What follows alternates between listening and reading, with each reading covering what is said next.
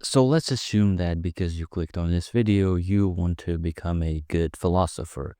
You're a very smart and educated person who has a lot of interesting thoughts and who wants to make something decent and consistent out of this. Something that would be recognized, discussed, praised, and just leave a bigger scratch on collective unconscious through a proclamation of yourself in public philosophical discourse. And I'm here to explore this question with you.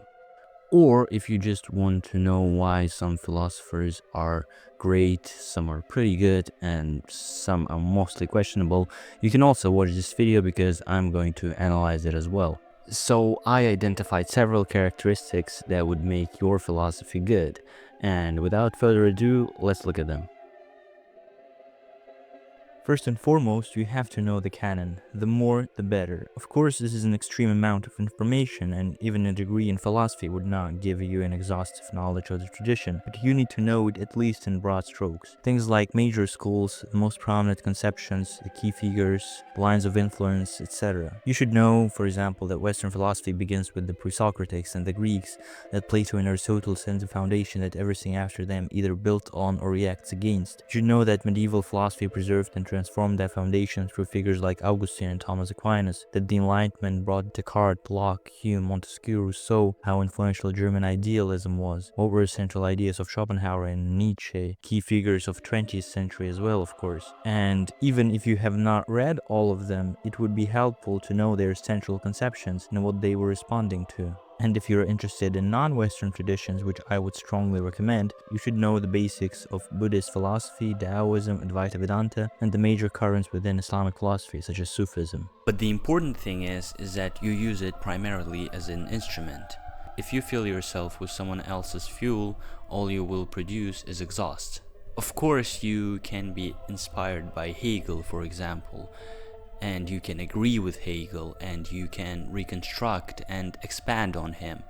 But if all you do is simply explain what Hegel has already said in his books, then you are simply a commentator and not a philosopher. Which is not necessarily bad, but here we are talking about how to be a philosopher, so yeah. Of course, you will find that many of your own original ideas were already articulated by someone else before you. And that is completely normal, and it happens to everyone. In fact, arriving at a conclusion independently and then discovering that Spinoza or Buddha have said something similar is much better than reading them first and simply adopting their position, because you will have lived through the reasoning. But knowing the canon simply saves you time. It prevents you from working out what has already been worked out. So what makes a philosophical argument strong?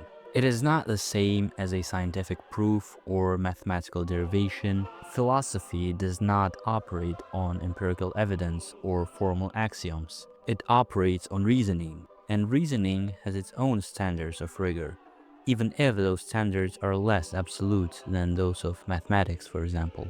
The most important standard is internal consistency. Your system should not contradict itself, at least not unintentionally. If you argue that morality is relative, you cannot then say that some moral positions are objectively wrong. This may sound obvious, but an enormous amount of philosophical positions collapse under this basic test. The second standard is resilience under criticism. Every serious philosophical idea will be attacked. That is simply the nature of this discipline. The question is whether the core of your idea survives, even if some parts of it fall. Kant, for example, has been criticized for over 200 years. And yes, parts of his system are considered outdated now. His table of categories, for example, looks arbitrary by modern standards. But his central insight that we do not perceive reality as it is, but always through the structures of our own cognition, still stands. Cognitive science has essentially confirmed it empirically, that the brain constructs perception and doesn't just passively receive it. The third standard is fruitfulness. A truly strong philosophical idea opens a conversation. It gives other thinkers something to build on, argue with, or transform. Marx read Hegel and turned him upside down, producing materialist dialectics. Heidegger read Husserl and went in a completely different direction. Derrida read Heidegger and deconstructed him. Each of these thinkers became possible because of the previous one. If your idea inspires nobody, neither to continue it nor to refute it, it is probably sterile. Hegel generated Marxism, existentialism, phenomenology, and critical theory. That is fruitfulness. It means the idea had enough substance and enough tension within it to give birth to entirely new directions of thought. Now, those three standards describe what a strong argument looks like. But that is only the half of the picture. It is also worth talking about how you actually get there. So here are a few concrete practices that tend to produce stronger arguments. Before you commit to any position, find the strongest possible argument against it, the version that a serious, intelligent opponent would actually put forward. Then try to answer it. If you can, your position just got a lot stronger because now it has been tested against the best available counter-argument. If you cannot answer it, that is even more valuable because now you have found a genuine weakness before anyone else pointed it out. Abstract theses can sound very convincing as long as they remain abstract, but you also need to check them against concrete cases. So before you present your argument, run it through as many concrete scenarios as you can think of. If it survives, it is robust. If it breaks, you have found a weak spot and you can either fix it or honestly limit your claim to the domain where it actually works. Take your thesis and ask, if this is true, what else follows from it? What would the world look like if my idea was correct? The more unexpected but verifiable consequences you can derive from a single idea, the more powerful that idea is. Hegel applied his all-encompassing idea of thesis and antithesis over and over to domain after domain. And the fact that it kept producing interesting and plausible results in areas he may not have originally intended is precisely what made the idea convincing. It is like discovering that a key fits not just one lock but 20 different locks in 20 different buildings. And of course, one more thing that needs to be addressed is logical fallacies, patterns of reasoning that look valid on the surface but are actually broken. And they are worth knowing because they show up everywhere, in philosophy, in politics, in everyday conversations, and even in your own thinking when you're not paying attention. So here are some of the most common ones. Knowing these fallacies is useful, but think of them more as of hygiene. Washing your hands does not make you a surgeon, but if you do not wash your hands, you will infect the patient. Avoiding logical fallacies does not make you a great philosopher, but if your arguments contain them, even a genuinely strong thesis will be undermined. And if you study works of genuinely strong philosophers, you will notice that they rarely commit these errors. And when they do, it tends to be in some of their weaker passages and not in their central arguments. Kant's core epistemological framework contains no obvious fallacies, and it's not because he sat down with a checklist of fallacies and avoided each one deliberately. It's more because the practices that I mentioned earlier, like steel-manning, testing against examples, deriving consequences, naturally produce arguments that are fallacy-resistant. When you have genuinely tested your thesis from multiple angles, the usual logical errors simply do not survive the process. So the practical advice would be to build your argument with the methods described above, and the fallacies will fall off naturally. But do learn them anyway, because they are extremely useful for evaluating other people's arguments, and that is like half of what philosophy consists of.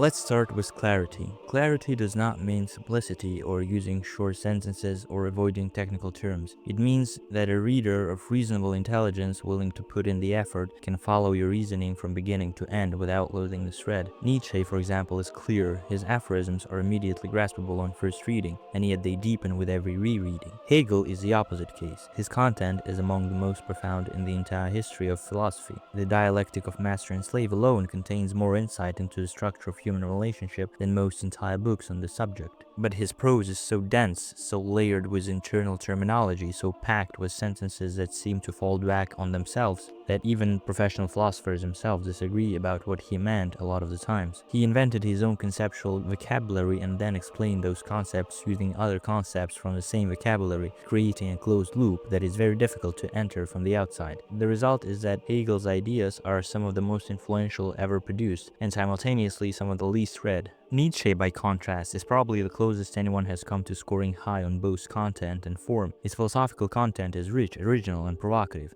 His form is among the most elegant, not only in Western philosophy, but in Western literature in general. Thus Spoke Zarathustra reads as a novel, and he is also quoted endlessly. Schopenhauer deserves a mention here as well, since he is often considered the best writer among the German philosophers. His prose is clear, sharp, and occasionally very funny, which is rare for a metaphysician, even though his central ideas are heavy, even bleak, but the experience of reading him is genuinely pleasurable. Another example is Albert Camus. He is first and foremost a literary writer. The Stranger and the Myth of Sisyphus are works of exceptional prose. His philosophical framework, absurdism, is real but relatively thin compared to the grand systems of Kant or Hegel. It does not attempt to explain everything. It addresses one specific existential situation, the confrontation between a human desire for meaning and a universe that offers none. But the way he presents this confrontation, the images he uses, the rhythm of his sentences, all of this makes his philosophy feel alive and vibrant. His form carries his content further than the content alone would travel. And then there is Kant, whose content is extraordinary and whose form is a genuine obstacle. The Critique of Pure Reason is one of the most important books ever written, and it is also one of the most difficult to read, because he writes in sentences that stretch across 8 lines with 3 nested subordinate clauses. It is not that he is trying to be obscure, he simply did not have the literary gift to make his ideas accessible. So what does this mean practically? If you want your philosophy to reach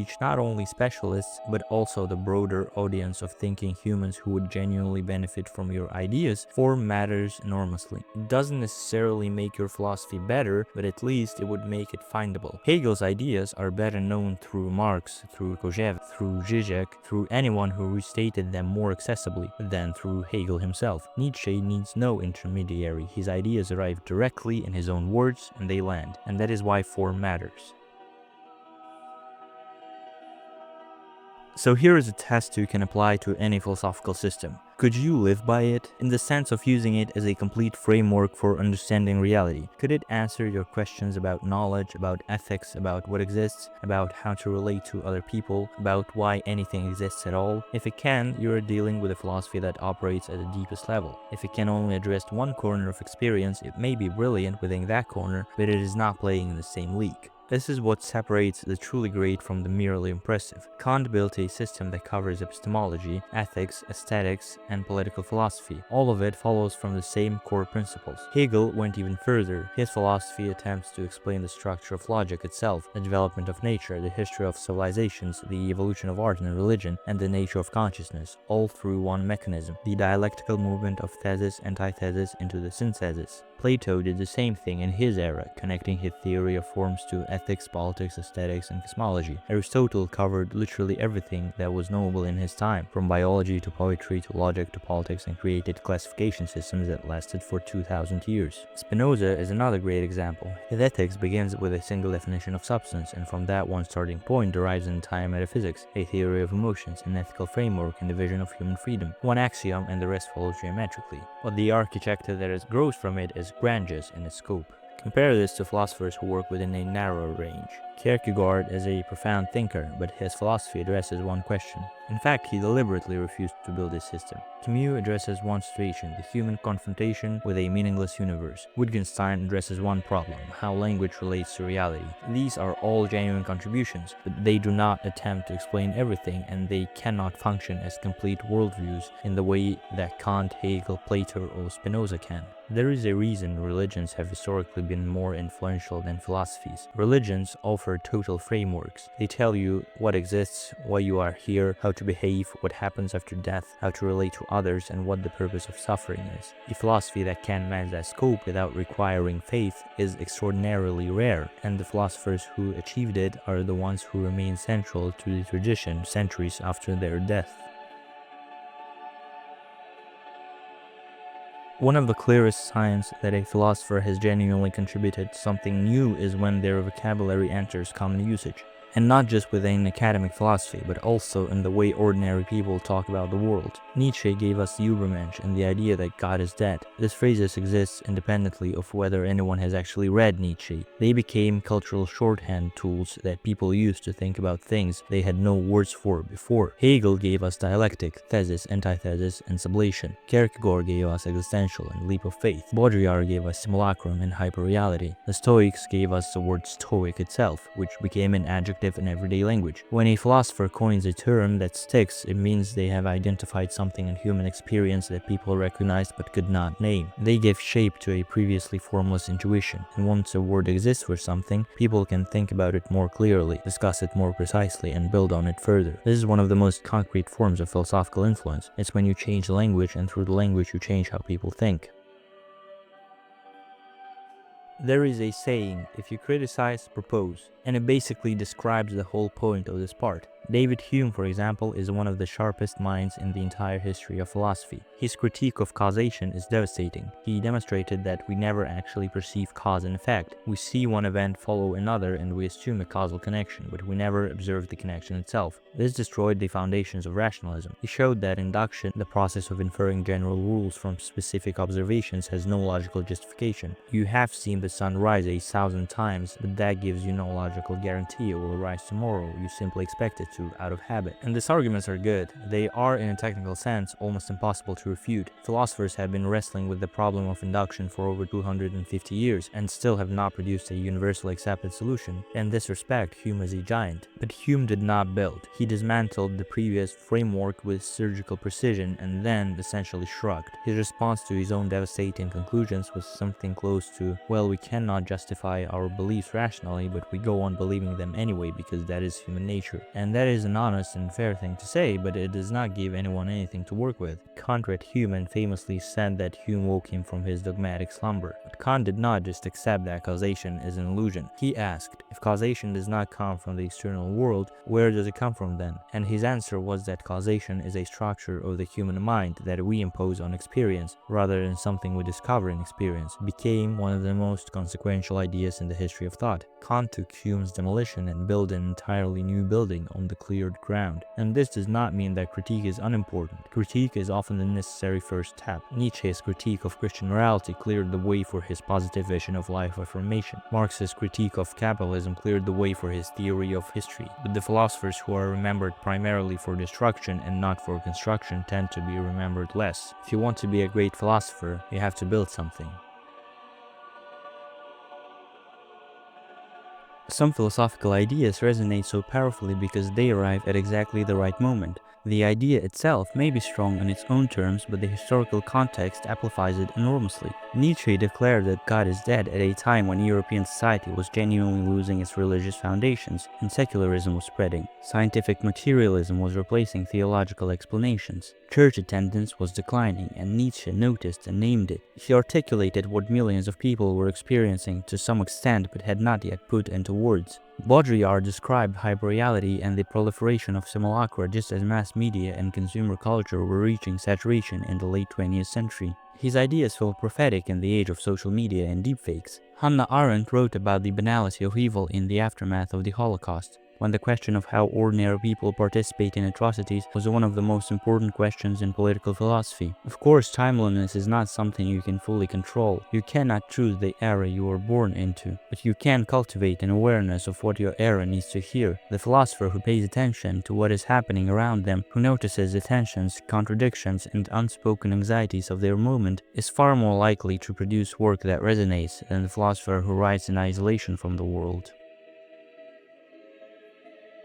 If you're a genuine philosopher, what you want is truth. Your end goal shouldn't be constant satisfaction of being right. You should always strive for truth. And truth does not care about your ego. A real philosopher has to be willing to discover that they were wrong. Ludwig Wittgenstein, for example. He published the Tractatus Logico-Philosophicus in 1921, and he believed he had solved all the fundamental problems of philosophy. The key idea was that language is a logical picture of reality and that philosophical problems arise from misunderstandings of the logic of language. And once these misunderstandings are cleared up, the problems dissolve, so he thought. He was so confident in this that he left philosophy entirely. He went to rural Austria and became a schoolteacher. Then gradually he realized that he was wrong, that language does not work as a logical picture of reality but rather as a set of tools used in specific social contexts, that the meaning of a word is not its logical correspondence to a fact, it is how the word is used in practice. This realization led to his second masterwork, Philosophical Investigations, published posthumously. This requires a kind of courage that is rarer than intellectual brilliance. Socrates embodied this principle as well. His entire method was built on the premise that he knew nothing and that the person he was talking to probably also knew nothing, but together they might get closer to something true. He did not enter conversations with conclusions already formed. He entered it with questions and he followed the argument wherever it led, even when it led to uncomfortable conclusions. The most memorable philosophers are the ones whose lives and ideas are inseparable. Their philosophy did not come from a library, or at least not only from there, but also from experience that was so intense or so painful that it demanded to be thought through. Once again, taking our boy Friedrich as an example, he was chronically ill for most of his adult life. He suffered from migraines, near blindness, and constant physical pain. He was rejected by the woman he loved. He was largely ignored by the academic establishment. He spent his final decade in madness, and yet his philosophy is the most forceful affirmation of life in the entire Western canon. Nietzsche writes about amor fati, love of fate, about saying yes to existence, including all its suffering. This is a man in physical agony choosing to affirm the life that is causing him that agony, and you feel it in every sentence. Kierkegaard broke off his engagement to Regina Olsen, the woman he loved, because he believed he could not be both a husband and a thinker. His entire philosophy of existential choice, of the agonizing either-or that defines human existence, grew directly from that decision. Spinoza was excommunicated from his Jewish community at the age of 23. He lived in relative poverty, grinding lenses for a living, and refused a professorship at the University of Heidelberg because he did not want to compromise his freedom of thought. His philosophy of radical acceptance of understanding the world as one substance governed by necessity, of achieving freedom through understanding rather than through control, is exactly how he lived. No single philosopher had all of these qualities at maximum. Kant had the argument but lacked the form. Hegel had the scope but lacked the accessibility. Nietzsche had nearly everything but lacked the systematic rigor of Kant. Hume had the intellectual brilliance in his critique but lacked the construction. Each was extraordinary in some dimensions and limited in others. So, how does one become a good philosopher? Well, there is no formula or sequence of steps that guarantee greatness, but there are patterns. The greatest philosophers knew the tradition well enough to build on it without being enslaved by it. Their arguments were internally consistent, broad in explanatory scope, and resilient enough to survive centuries of criticism. They wrote with enough clarity that their ideas could actually reach people, or if they did not, someone else eventually translated their ideas into a form that could. They worked at the deepest possible level, asking questions so fundamental that all subsequent thought had to pass through their answers. They created new vocabulary that changed how people think. They built new frameworks rather than merely destroying old ones. They arrived at the right moment with the right insight. They were honest enough to change their minds when they discovered that they were wrong, and their philosophy came from their lives and not just from their reading.